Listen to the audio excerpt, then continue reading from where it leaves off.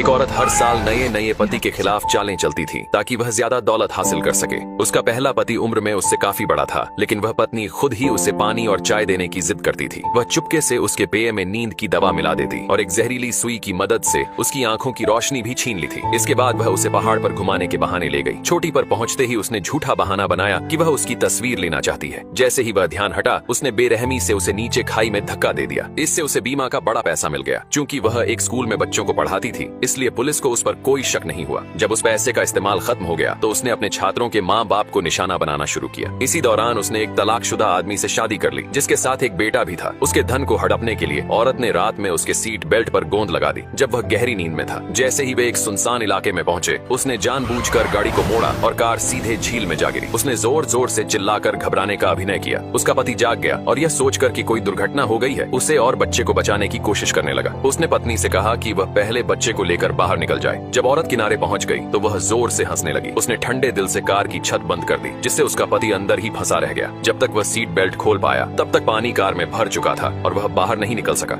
आखिर में वह वहीं डूब गया। उसके अंतिम संस्कार के दिन औरत बिना समय गंवाए दूसरे पुरुषों पर मुस्कुराने लगी। ये नजारा उसकी सास ने देख लिया। उन्हें तुरंत शक हो गया कि उसके बेटे की मौत के पीछे जरूर उसकी बहू का हाथ है। उन्होंने गुस्से में आकर बहू से सामना किया, लेकिन वह चुपचाप मासूम बनने का नाटक करती रही। कुछ ही समय बाद औरत ने अपनी सास पर केस कर दिया और सौतेले बेटे की कस्टडी मांगने लगी। बेटे की मौत से टूटी हुई वह बुजुर्ग महिला अब अपने पोते को भी खोने वाली थी। कोर्ट में वह अपना गुस्सा नहीं रोक सकी और खूब चीखी चिल्लाई, लेकिन औरत लगातार मासूम बनने का ढोंग करती रही। उसे लगा इससे वह अदालत में जीत जाएगी, लेकिन न्यायाधीश ग्वांगना को कुछ गड़बड़ महसूस हुआ। उन्होंने औरत का नाम एक शीशे में लिखा और उस नाम के साथ ही उसके सारे गुनाह सामने आ गए। असल में ग्वांगना कोई आम जज नहीं थी। वह नर्क से आई एक दैवीय न्यायाधीश थी, जो पापियों को उनके कर्मों का फल देने के लिए इस धरती पर भेजी गई थी। उसी रात ग्वांगना ने औरत को कॉल किया और बताया कि उसने उसके सभी जुर्मों के सबूत इकट्ठा कर लिए हैं और उसे उसी झील के पास बुलाया जहां उसने अपने पति की हत्या की थी। डर के मारे वह झील पर पहुंची, लेकिन वहां उसने जो देखा उससे उसका खून जम गया। झील के बीचों बीच से उसका मरा हुआ पति अपनी कार समेत उसकी ओर आता दिखाई दिया।